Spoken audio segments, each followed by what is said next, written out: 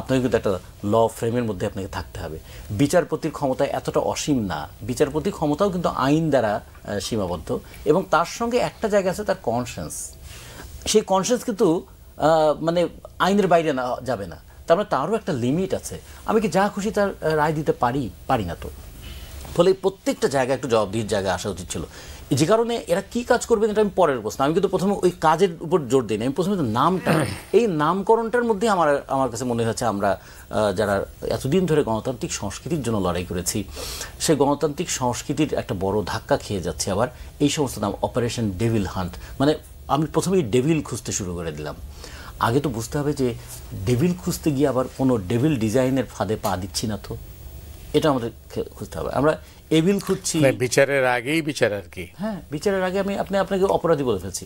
এবং এটা তো সাধারণভাবে আপনি তো মানবাধিকারের বিষয়ে জানেন যে কোনো মানুষের হিউম্যান ডিগনিটিকে আমি কখনো অপমান করতে পারি না, আমি এটা মলেস্ট করতে পারি না, যে কারণে আগেই কাউকে আসামি বলা যাবে না, অভিযুক্ত বলতে হবে।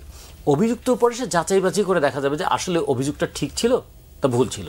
যদি ভুল হয় তাকে সসম্মানে ছেড়ে দেওয়া হবে। বরঞ্চ তখন এই ক্লজটা থাকা উচিত, কেন তুমি মিথ্যা অভিযোগ করেছিলে। সেটা তো হয়ই না। আজ পর্যন্ত মিথ্যা অভিযোগের কারণে কোনো পুলিশ কর্মকর্তার বিচার হয়েছে? আজ পর্যন্ত মিথ্যা মামলা দায়ের করে কারো জীবনটা শেষ করে দেওয়া হয়েছে, সেই মানুষগুলো কি কোনো হচ্ছে? একটা ইংরেজিতে একটা ছবি একসময় দেখেছিল যে a minute to kill but life to justice, মানে 1 মিনিট লেগেছিল একজন মানুষকে হত্যা করতে, কিন্তু সারাটা জীবন গেল তার বিচার পেতে পেতে। তো এইরকম আমাদের তো একটা ঘটনা ঘটে যাওয়ার পরে তার বিচার করতে আমাদের প্রজন্মের পর প্রজন্ম অপেক্ষা করতে হয়। সেখান থেকে আপনারা বলছেন যে আইন শৃঙ্খলা পরিস্থিতির খারাপ, তো সরকারের সামনে আর কি বিকল্প ছিল? 3টা বিকল্প আছে আমার ধারণা। প্রথম বিকল্প জনগণের কাছে এই মেসেজটা দেওয়া যে আমরা একটা অন্তর্বর্তীকালীন সরকার, আমরা অন্তহীন সরকার নই, আমরা সব কাজ করে যেতে পারবো না, আমাদের উপর এইটুকু আস্থা রাখেন, আমরা একটা ফ্যাসিস্ট রেজিম থেকে একটা ডেমোক্রেটিক সিস্টেমে যাওয়ার মাঝখানে আমরা একটা অন্তর্বর্তীকালীন সরকার, আমাদের কাছে চাওয়ার ক্ষেত্রেও আপনারা কিন্তু একটু বিবেচনা করে চাইবেন, এই মেসেজটা প্রথমে দিয়ে দেওয়া। দ্বিতীয়ত, আমরা সব করতে পারবো না, একটা কাজ করতে পারবো, প্রত্যেকটা ঘটনাকে আমরা একটা আইনের আওতায় নিয়ে আসার চেষ্টা করব। বিচার আমার সময়কালেই শেষ হয়ে যাবে এর গ্যারান্টি আমি দিতে পারি না, কিন্তু আমি যে অপরাধ সেই অপরাধের মামলা করব। এখন এমন একজন রাজনৈতিক নেতার বিরুদ্ধে আমি হকার একজন গুলি করে হত্যা করা হয়েছে, তার হত্যার মামলা দিয়ে দিলাম। মানুষ প্রথমে মনে করলো এই হত্যা মামলাটা আসলে ঠিক হয়নি। তাহলে কি দাঁড়ালো? মানুষেরও পারসেপশন তৈরি হয়ে গেল তাই মামলাটা হচ্ছে হয়রানিমূলক মামলা। এরপরে যদি ওই মামলায় আপনি বছরের পর বছর হয়রানি করে তারপর শাস্তি দেনও, মানুষ বলবে একটা ভুল ভাবে শাস্তি দেওয়া হয়েছে। তাতে কি হয়? আইন এবং শৃঙ্খলা দুটোর উপর মানুষের আস্থাটা নষ্ট হয়ে যায়। ফলে এই সরকার বলতে পারতো যে আমরা কিন্তু আইন এবং শৃঙ্খলা দুটোকে মেনটেন করার চেষ্টা করব। 3 নম্বর যেটা বলতে পারতো যে দেখুন, অভ্যুত্থান করেছেন আপনারা, দেশটাকে গড়ে তুলবেন আপনারা, আমরা শুধু আপনাদেরকে সহায়তা করবার জন্য এসেছি, উই আর নট রুলার। আমরা আপনাদের নৈতিক শক্তিতে টিকে আছি, আপনাদের আইনি শক্তি হবে কিন্তু পার্লামেন্টে। ফলে পার্লামেন্টের মধ্য দিয়ে যারা আইনি শক্তি পাবে তারা পকেটটা করবে। আপনারা আপনাদের নৈতিক শক্তিতে আমাদেরকে ক্ষমতায় এনেছেন, আমরা একটা নৈতিক চর্চা করে যাব। তাতে যদি আপনারা কখনো কখনো ওই আশ্রয়টাও মায়ের বন্ধনেও কিন্তু একটা শাসনের জায়গাও নিয়ে আসে। তা এই সরকার তো আপনারাই রক্ষা করবেন। আপনারা চাইলে কালকে আমাকে ফেলে দিতে পারেন, কিন্তু ফেলে দিলে গিয়ে ভালো কিছু হবে? তখনই কিন্তু মানুষ আবার বলবে না না না, তাহলে এত বেশি চাপ দেওয়াটা ঠিক হবে না। তখন মানুষ তার চাওয়াটাকেও তার বিবেচনা করবে যে কতটুকু চাইবো আর কতটুকু এই সরকারের দেওয়ার ক্ষমতা আছে। এইরকম যদি মানুষের মধ্যে একটা সেন্স তৈরি করতো, তাহলে যে বিপুল গণজাগরণের মধ্য দিয়ে অভ্যুত্থানটা হয়েছে, অভ্যুত্থানের মধ্যে তো একটা পরীক্ষা হয়ে গেল না, শক্তি পরীক্ষা হলো যে শাসক গোষ্ঠী তার দমন পীড়নের শক্তি কত আর জনগণের প্রতিরোধের শক্তি কত। জনগণের প্রতিরোধের শক্তির কাছে কিন্তু এই দমন পীড়নের শক্তিটা টিকলো না, ফলে জনগণ কিন্তু এখানে আপাতত অর্থে বিজয়ী হয়েছে। এই যে প্রাথমিক বিজয়টাকে, এটাকে যদি সাস্টেইন করাতে চাই, এই বিজয়ের মধ্য দিয়ে যদি একটা ডেমোক্রেটিক কালচার তৈরি করতে চাই, আমরা অন্তত ক্ষমতায় থেকে কোনো আনডেমোক্রেটিক কাজ করব না এবং কোনো আনডিউ প্রিভিলেজ কাউকে দেব না। এই ঘোষণাটা যদি সরকার দিয়ে দেয়, তাহলে কিন্তু অনেকের মধ্যে যেটা বললেন না যে পুলিশ কর্মকর্তারাও একটা মেসেজ পেয়ে যেত, আমাদের ওই সচিবালয়ের তারাও মেসেজ পেয়ে যেত, এমনকি বিচারপতিরাও মেসেজ পেয়ে যেত যে আমার গাড়িকে স্যালুট করে নেই বলে আমি পুলিশের এসপি, পুলিশের আইজি পর্যন্ত কোর্টে দাঁড় করিয়েছি, আমার গাড়িকে স্যালুট করেনি বলে। তার মানে বিচারপতি চাইলেও কি এরকম কাজ করতে পারেন? এটাও জায়গাগুলো দৃষ্টান্ত কিছু। আপনি তো আইনের ছাত্র, আইনের দৃষ্টিতে এই সাম্প্রতিক কর্মকাণ্ড যা তা কিভাবে আপনি বর্ণনা করবেন? আচ্ছা, এই জায়গায় বলে রাখার আগে আমার পূর্বোক্ত বক্তা যিনি বলেছেন, অবশ্যই আপনার প্রতি ফুলেস্ট রেসপেক্ট রেখে আমি কয়েকটা ব্যাপারে, আমি বলবো না যে এটা আমি আর্গু করছি, বরং আমার কাছে মনে হচ্ছে কি কিছু জায়গায় যে শক্ত ভূমিকাটা রাখার কথা, যেটা বললেন যে সরকার নিজের থেকে বলবে আমরা তো একটু উইক গভর্নমেন্ট, কাজ করব না। বাংলাদেশে অন্তর্বর্তীকালীন সরকার যেটা, এইটার আগে এই ইলেকটেড গভর্নমেন্ট না, মানে 1991 সালের পর থেকে যদি কথা বলি, সেই ক্ষেত্রে 1/11 সরকার যেটা ছিল, তারা অবৈধভাবে অনেকগুলা দিন ক্ষমতায় ছিল।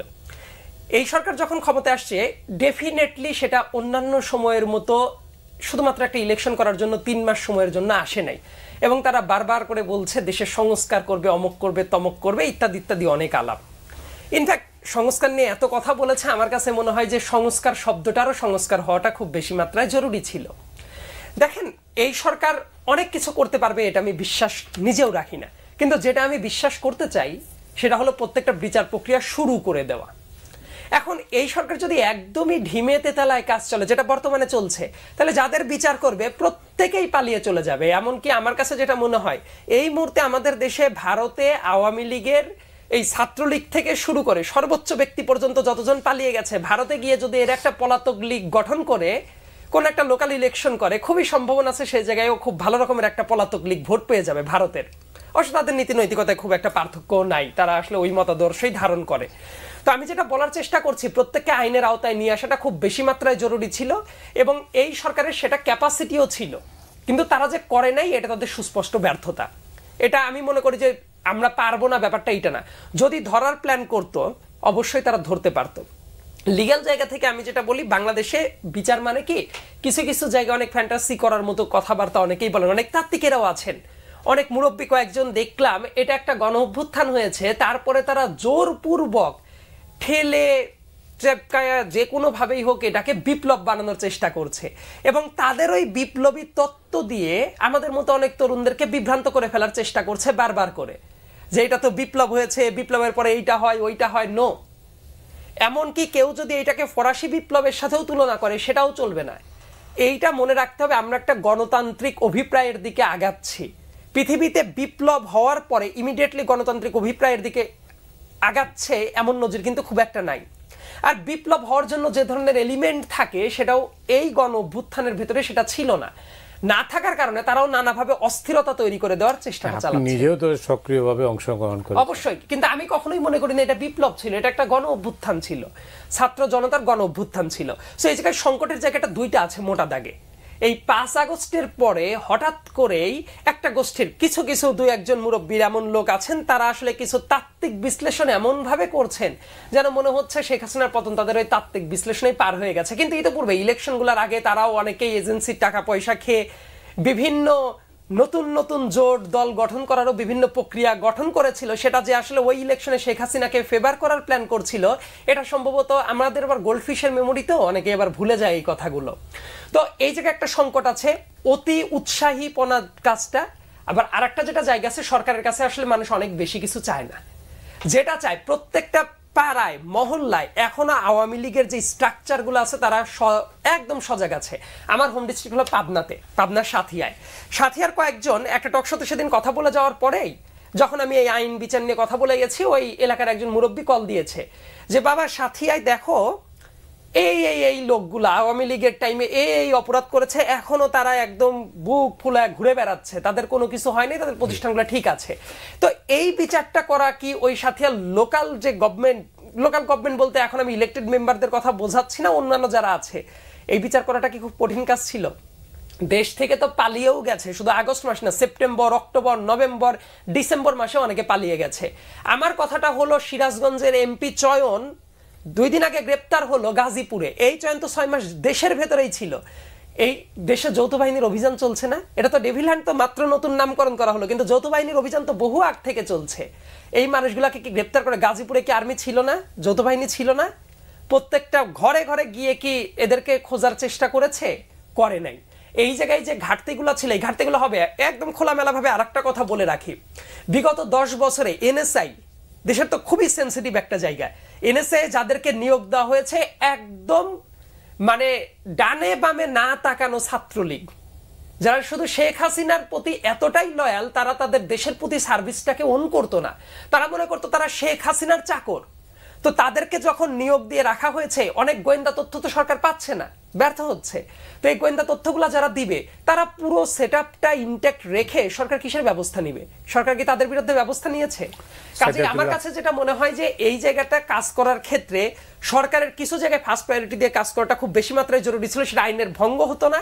এবং আরেকটা যেটা ব্যাপার, এই মুহূর্তেও যদি আওয়ামী লীগের পারপেট্রেটরদের যদি ঠিক মতো গ্রেপ্তার করে আইন শৃঙ্খলার ভেতরে যদি না নিয়ে আসে, তাহলে সরকারের জন্য অবধারিতভাবে আরো অনেকগুলো বিপদ অপেক্ষা করছে। আসলে সুযোগ ছিল, সুযোগ কি হাতছাড়া হয়ে গেছে? সুযোগ হাতছাড়া হয়ে গেছে এটা বলবো না, আসলে সুযোগটাকে কাজে লাগানো হয়নি। আমি কাজে লাগাতে গিয়ে আমার দুর্বলতার কারণে হাতছাড়া হয়ে যেতে পারে। মানে একটা মাছ ধরতে গিয়েছি, মাছটা আটকাতে পারিনি, তখন মাছটা হাতছাড়া হয়ে গেল। আমি তো মাছটা ধরতেই যাইনি।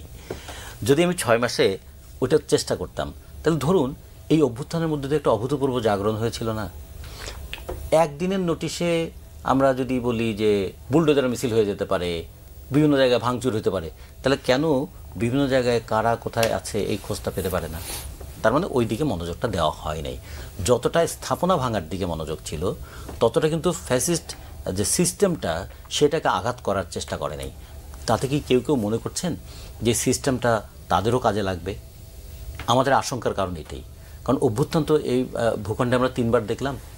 69-এর গণ অভ্যুত্থান দেখলাম, 90-এর গণ অভ্যুত্থান দেখলাম, আর 2024-এর গণ অভ্যুত্থান দেখলাম। এর আগে দুটো আমরা অ্যাবর্টেড অভ্যুত্থান দেখেছিলাম। একটা 75-এর ক্ষেত্রে আমরা দেখেছিলাম ওই অভ্যুত্থানে যা হওয়ার কথা ছিল তা হয়নি, হত্যা হয়েছে, একটা রেজিম চেঞ্জ হয়েছে, কিন্তু ঠিক অভ্যুত্থানটার মতো হয়নি।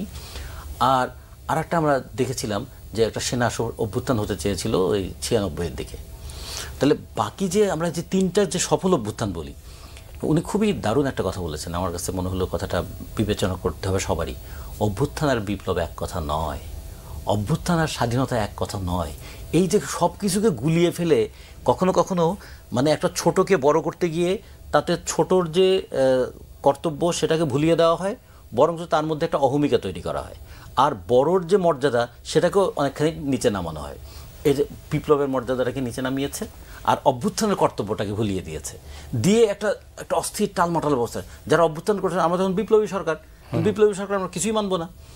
আচ্ছা, অভ্যুত্থান কোনো নিয়ম মেনে হয় না, এটা ঠিক, কিন্তু অভ্যুত্থানের পরে যে দেশ সেটাকে তো নিয়ম মেনে চালাতে হবে অবশ্যই। তাহলে নিয়ম মেনে চলি নাই অভ্যুত্থান, ফলে এখন আমরা যা বলবো সেটাই আইন, তাহলে তো এটা আর একটা ফ্যাসিস্ট কালচারের রিপোর্ট ইয়েটা দিচ্ছে। তো ফলে আমরা মনে করেছিলাম কি অভ্যুত্থানের পরে সরকার, বিশেষ করে আমরা ইউনূস সরকারের কাছে এই জিনিসটা প্রত্যাশা করি যে এই প্রত্যাশা তারা কেউই কোনো দলের নন। হ্যাঁ, আমি যে জানো ব্যর্থ হয়, অভ্যুত্থান ব্যর্থ হয় কয়েকটা কারণে। একটা হলো যে অভ্যুত্থানের আকাঙ্ক্ষাকে ধারণ করবার মতো পাত্র যদি না থাকে।